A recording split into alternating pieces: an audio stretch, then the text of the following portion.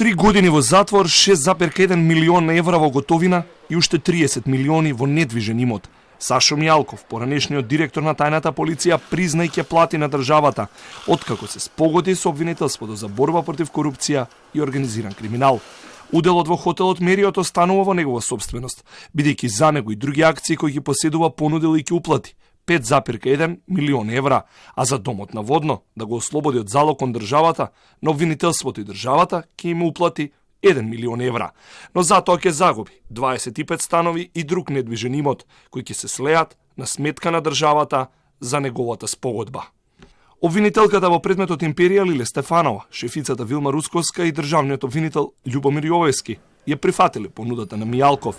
Деновиве, судија за извршување на санкции треба да му даде упатен акт за во затвор. Екс-шефот на тајната полиција засега останува со живеалиште во Скопје. Истрагата за финансиски најсложениот предмет Империја се отплеткува, но листата на осомничени кои би седнале на обвинителна клупа се ретчи.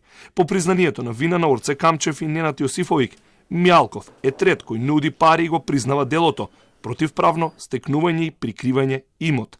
Обвинителите вината на Мијалков ја алоцирале преку фирмата Ексико, собственост на сопругата, фирма преку која се прикривал текот на финансиите и неговиот имот.